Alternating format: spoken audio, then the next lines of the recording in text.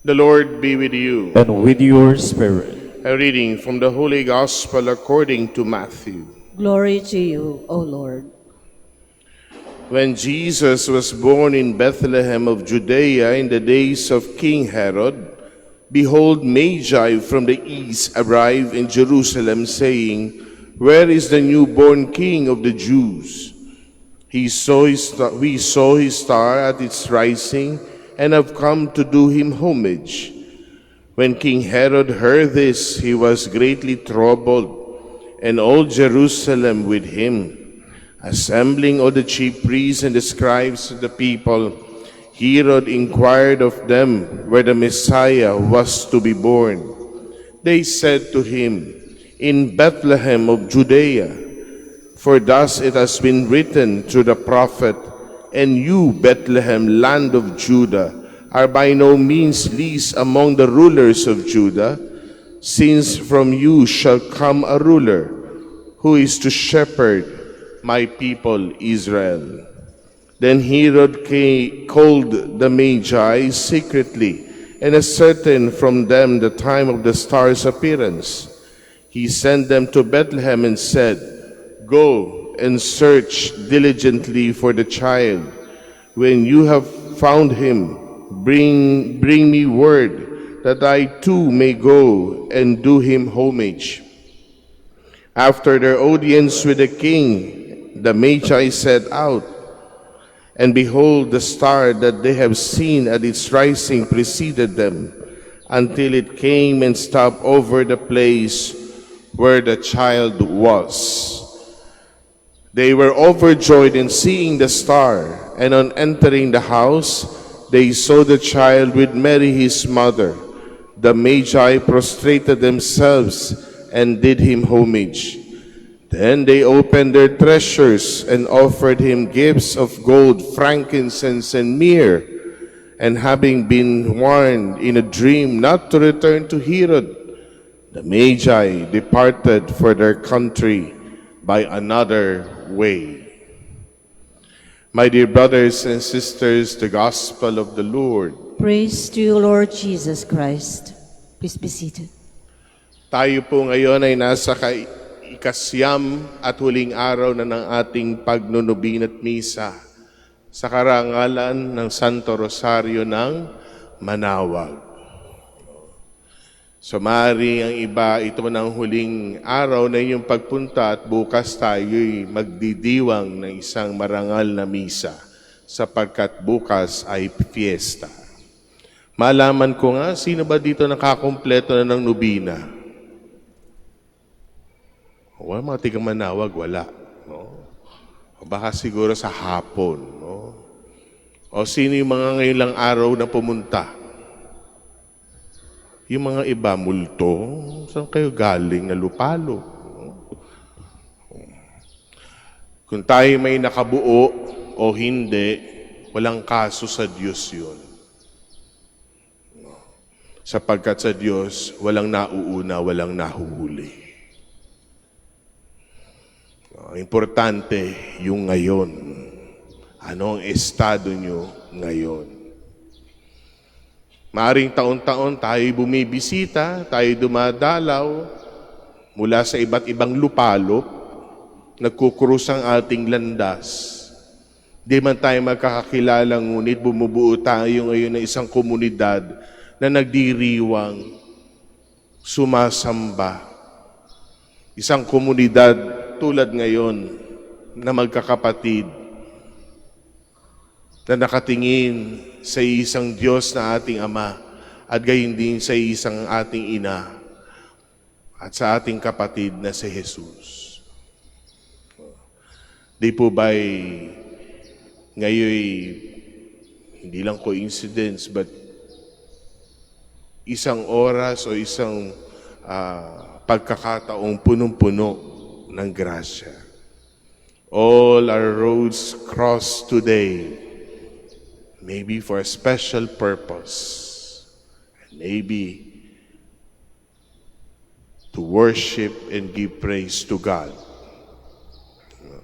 Tulad ng nabasa natin o narinig ninyong mabuting balita sa araw na ito, tulad ng mga pantas na nagmula sa silangan, tayo sa iba't ibang lugar, tatanungin ko kayo, ano ang daladalan nyo ngayon para sa ating mahal na ina at sa kanyang anak na si Jesus?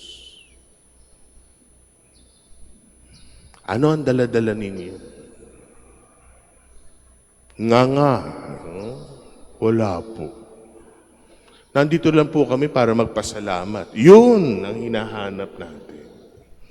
Nandito po kami magpapasalamat sa biyayang aming tinanggap. Actually, dala-dala namin, Father, yung sasakyan, papabless po kami mamaya. Father, mayroon po kami hinihiling. Nandito po ako sapagkat ang aking katawan ay tigib ng sakit. May sakit po ako eh. No. Father, ako po'y iniwan. Father, ako po'y niloko. Yan ang mga magagandang alay. Ilabas ninyo. Kahit nangangamoy, kahit mabaho. Yan ang iniintay ng ating Panginoon. Akala natin,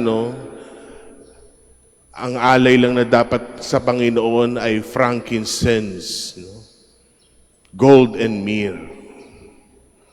Bakit nga hindi? Sabi nga sa Deuteronomo, they shall not appear before the Lord empty-handed, but each with his own gift in proportion to the blessing, in proportion to the blessings.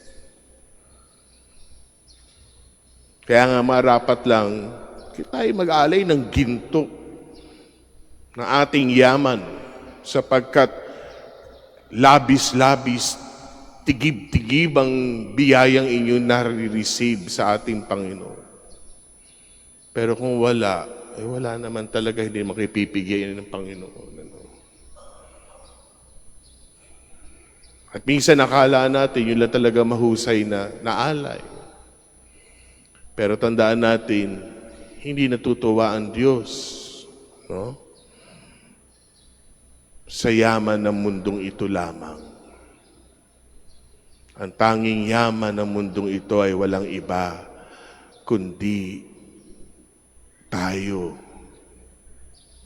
ang kanyang minamahal na mga nilikha. Kaya nga sasabihin natin, Father, ang alay ko lang, yung sarili ko eh. Sarili kong makasalanan. Yung sarili ko na walang patutungo ng buhay. Salbahe po ako. Ialay natin sa Diyos. Makipag-usap tayo sa Kanya sa oras na ito. Hinihintay tayo na ating mahal na ina at ang Kanya anak na si Jesus. Ang ating mga kwento sa buhay. At sila'y makikinig sa kung ano man ang pinagdaraanan natin. Kung ang puso man natin luray-luray na, okay lang yan. Kung yan lang ating maialay sa Diyos. Sapagkat sa una, hindi naman nasisiyahan ng Diyos sa bulaklak. Aanin niya yan. Hindi naman siya parang kambing nakakain ng mga bulaklak. Ni yung mga alay na pinatabang guya. Sinabi niya na yun sa mga propeta, sa palagay niyo ba natutuwa ako sa mga usok na yan na pumapaimbulog sa langit? Hindi naman siya kumakain ng tupa. Alam niyo kung ano hinahanap ng ating Panginoon? Ang isang puso na nagsisisi. Isang puso na humihingi ng tawad. Isang puso na handang magbago. Yan ang alay sa Panginoon. Kung tayo walang-wala, yan ang ialay natin. Tayo magbagong buhay. Hari nawa sa inyong pagdating dito sa Manawag, may mangyaring isang milagro.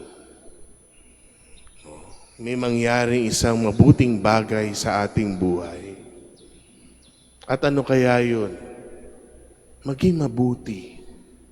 Maging mabuting tao.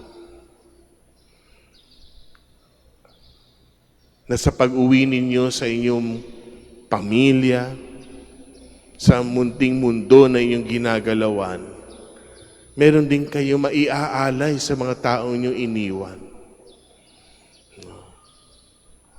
Ano ang balak niyong pasalubong sa inyong mga minamahal?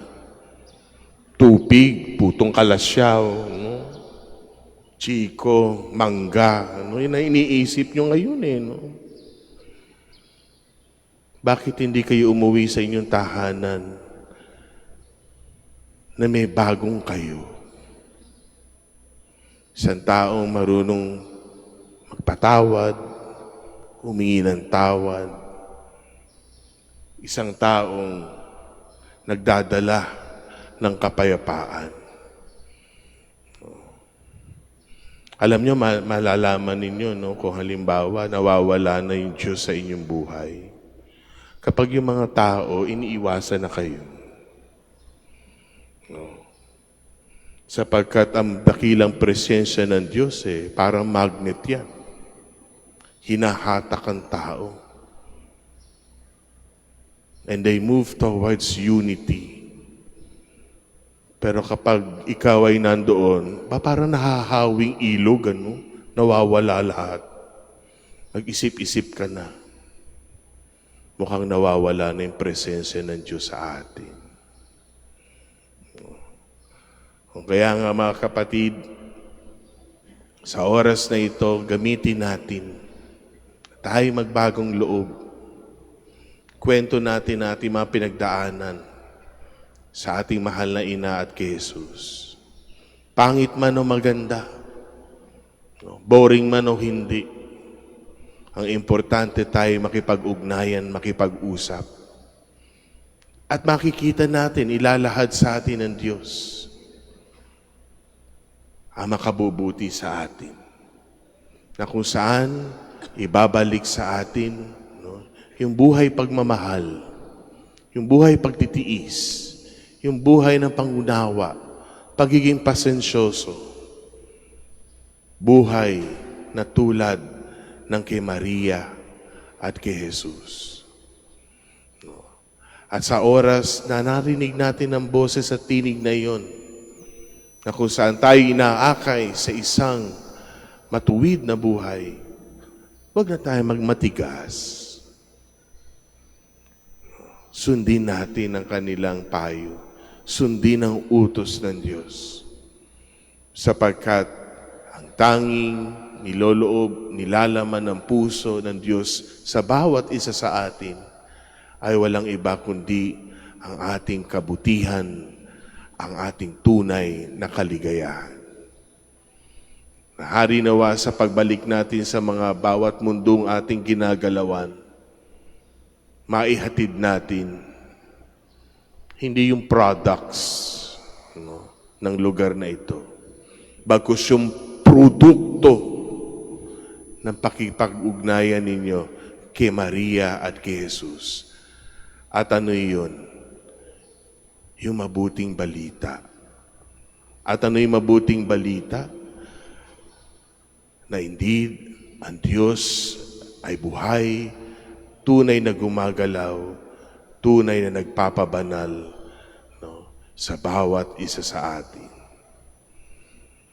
Kaya nga mga kapatid, hari nawa sa ating pagdalaw dito sa dambana na mahal na ina ng Santo Rosario ng Manawag, maging instrumento nawa tayo ng pagbabago sa ating sarili at sa ating komunidad.